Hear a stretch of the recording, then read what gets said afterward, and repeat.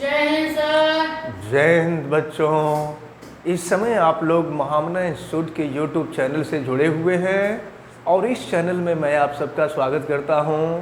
आज हम लोग क्लास 11th फिजिक्स हिंदी माध्यम एनसीईआरटी बुक के अध्याय 3 सरल रेखा में गति यानी motion in a straight line के अंतर्गत आज हम लोग ग्राफी विधि से गति के द्वितीय समीकरण का सत्यापन पढ़ने जा रहे हैं। पिछले वीडियो में हम लोग ग्राफी विधि से गति के प्रथम समीकरण का सत्यापन कर लिए थे। यहाँ पर हम लोग द्वितीय समीकरण का सत्यापन करने जा रहे हैं। तो यहाँ पर हम आपको बताए थे, या फिर से मैं बता देता हूँ कि हम मान लेते हैं कि कोई गतिशील वस्तु है जो प्रारंभ में, तो कोई भी गतिशील वस्तु प्रारंभ में विरामावस्था में ही रहता है। तो विरामावस्था से चलना प्रारंभ करता है और कुछ समय बाद उसका वेग यानी प्रारंभिक वेग u हो जाता है और स्मॉल t समय के बाद उसका वेग भी हो जाता है और इस दौरान उस गतिशील वस्तु के द्वारा चली गई दूरी यश है। तो हम लोग समय और वेग के मध्य ग्राफ खींचे थे। तो समय को हमेशा x अक्ष के तरफ दिखाया जाता है और वेग को हमेशा y अक्ष के तरफ दिखाया जाता है। अब ज़रा ध्यानपूर्वक देखें तो गतिशील वस्तु यहाँ से चलना प्रारंभ की और यहाँ प्रारंभिक वेग u है। तो प्रारंभिक वेग यानी O से A की जो दूरी है वो u से प्रदर्शित करती है। देखिए यहाँ से यह दूरी ये OA दूरी dB दूरी के बराबर है और यह दूरी u है, तो यह भी दूरी u है। और फिर गतिशील वस्तु का जब स्मॉल t समय के बाद वह बिंदु E पर पहुंच जाती है तो उसका वेग भी हो जाता है। तो O से A की दूरी को हम U से प्रदर्शित कर रहे हैं। O से E के बीच की दूरी को हम V से प्रदर्शित कर रहे हैं। मतलब D से B की दूरी U है और D से C की दूरी भी है। और जब समय तथा वेग के बीच जब ग्राफ खींचा गया था ना, तो ग्राफ AC हमें प्राप्त हुआ था। अब हमको गतिशील वस्तु के द्वारा चली गई दूरी ज्ञात करनी है। तो जानते हैं क्या होता है, जब गतिशील वस्तु के द्वारा चली गई दूरी हमें ज्ञात करनी होती है तो गतिशील वस्तु के द्वारा समय और वेग के बीच जो ग्राफ AC खींचा गया होता है, उस ग्राफ AC के द्वारा जो घिरा हुआ क्षेत्रफल होता है, वह क्षेत्रफल गतिशील वस्तु के द्वारा चली गई दूरी के बराबर होता है। तो ग्राफ AC है और ग्राफ AC के द्वारा घिरा हुआ क्षेत्रफल देखिए, ग्राफ AC के द्वारा जो घिरा हुआ क्षेत्रफल है वो यही है।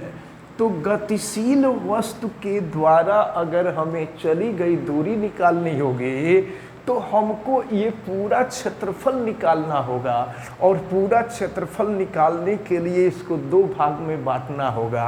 आप नीचे के तरफ देख रहे हैं, नीचे के तरफ आयत है और ऊपर के तरफ त्रिभुज है। तो आयत का क्षेत्रफल और त्रिभुज का क्षेत्रफल, दोनों का क्षेत्रफल अलग अलग निकाल करके अगर जोड़ दिया जाए तो इस ग्राफ AC के द्वारा घिरा हुआ कुल क्षेत्रफल ज्ञात हो जाएगा। तो चलिए अब हम लिख रहे हैं, गतिशील वस्तु के द्वारा चली गई दूरी यश बराबर ग्राफ AC के द्वारा घिरा हुआ क्षेत्रफल। घिरा का मतलब घेरा हुआ क्षेत्रफल, घिरा हुआ क्षेत्रफल। तो अब हम देखते हैं कि यह घिरा हुआ क्षेत्रफल कितने के बराबर है। तो यस इज इक्वल टू, देखें ये क्षेत्रफल ओ ए सी बी डी ओ, ये पूरा क्षेत्रफल है। तो ग्राफ AC के द्वारा घिरा हुआ जो क्षेत्रफल होगा ये पूरा क्षेत्रफल होगा। ये बराबर हो जाएगा, यहाँ हम लिख देंगे क्षेत्रफल, देखिए क्षेत्रफल ए सी बी डी ओ ए, ये पूरा क्षेत्रफल। तो ये पूरा क्षेत्रफल दो भागों में विभाजित है, नीचे के तरफ आयत है, ऊपर के तरफ त्रिभुज है। तो आयत का क्षेत्रफल अलग निकाल दें, त्रिभुज का क्षेत्रफल अलग निकाल दें। तो यस बराबर लिख देंगे आयत ओ ए बी डी का क्षेत्रफल, आयत ओ ए बी डी का क्षेत्रफल, और धन हो जाएगा ये त्रिभुज ए बी सी का क्षेत्रफल। धन यहाँ लिख देंगे त्रिभुज ए बी सी का क्षेत्रफल। तो आपको पता है कि आयत का क्षेत्रफल बराबर होता है लंबाई गुणे चौड़ाई। तो देखिए लंबाई ओडी है, यहाँ लिख देते हैं लंबाई ओडी, और चौड़ाई ओ ए है, लिख दिए हम यहाँ ओ ए, और प्लस त्रिभुज ए बी सी का क्षेत्रफल। तो त्रिभुज का क्षेत्रफल ये समकोण त्रिभुज है, समकोण त्रिभुज का क्षेत्रफल बराबर 1/2 आधार गुणे लंब होता है। तो ये हो गया 1/2, आधार जो होगा यह ए बी होगा, और लंब जो होगा, लंब या जिसको हम ऊंचाई भी कहते हैं, तो ये ऊंचाई जो होगा ये BC के इक्वल होगा। अब हम रखते हैं S is equal to OD. देखिए ओडी जो है AB के बराबर होगा, और AB स्मॉल t के बराबर है, यह टाइम स्मॉल t है, इंटू ओ ए। देखिए ओ ए जो है ओ ए dB के बराबर है, और dB दूरी u को प्रदर्शित कर रही है। तो ये हो जाएगा u plus half A B. देखिए ए बी, ए से बी की दूरी, तो ए बी दूरी t के बराबर है, ये हो जाएगा t, प्लस हो जाएगा BC। देखिए BC कितने के बराबर होगा? तो अगर हम DC में से dB को माइनस कर दें, अगर DC में से dB को माइनस कर दिया जाए तो BC निकल जाएगा। यहाँ हम लिख सकते हैं इंटू BC के जगह पर DC, और माइनस हो जाएगा DC माइनस dB। देखिए BC दूरी हमको निकालनी थी, तो BC दूरी ज्ञात करने के लिए DC में से dB को माइनस कर देंगे तो BC दूरी निकल जाएगी।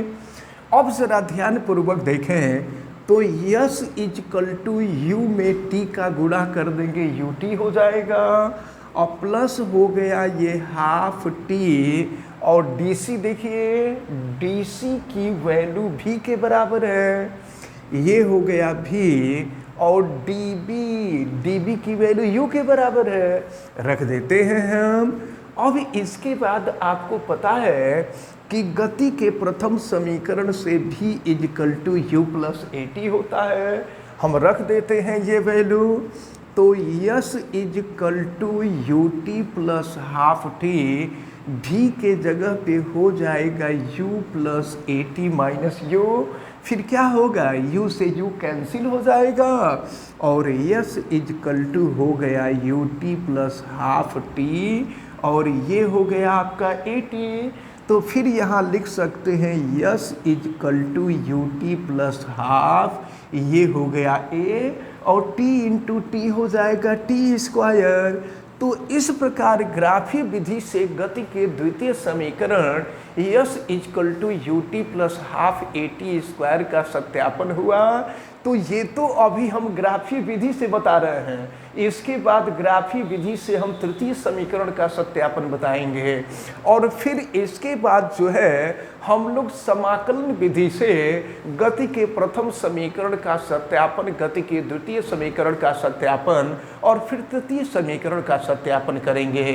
तो हमें उम्मीद है कि आज के वीडियो में आप लोगों ने गति के द्वितीय समीकरण S equal to U T plus half A T square का सत्यापन देखा है, और ये सत्यापन आप सबको बहुत अच्छी तरह से समझ में आया होगा। आप वीडियो को लाइक ज़रूर कीजिएगा, और अगर चैनल पे नए हैं तो चैनल को सब्सक्राइब भी कर लीजिएगा। चैनल सब्सक्राइब करने के लिए यूट्यूब पे महामना इंस्टीट्यूट सर्च कीजिएगा और फिर रेड कलर के सब्सक्राइब वाले बटन को क्लिक कर दीजिएगा, चैनल सब्सक्राइब हो जाएगा। अगर किसी प्रकार की कोई दिक्कत समझ में आती है तो आप हमें कमेंट करके बताइए। वीडियो को मैक्सिमम स्टूडेंट तक शेयर कीजिए ताकि मैक्सिमम स्टूडेंट इस इम्पॉर्टेंट टर्म को बहुत अच्छी तरह से समझ सके। आप बेल आइकन को भी प्रेस कीजिएगा ताकि प्रतिदिन पढ़ने वाले वीडियो की सूचना भी आपको मिलती रहे। आप सभी लोगों का बहुत बहुत धन्यवाद। जय हिंद।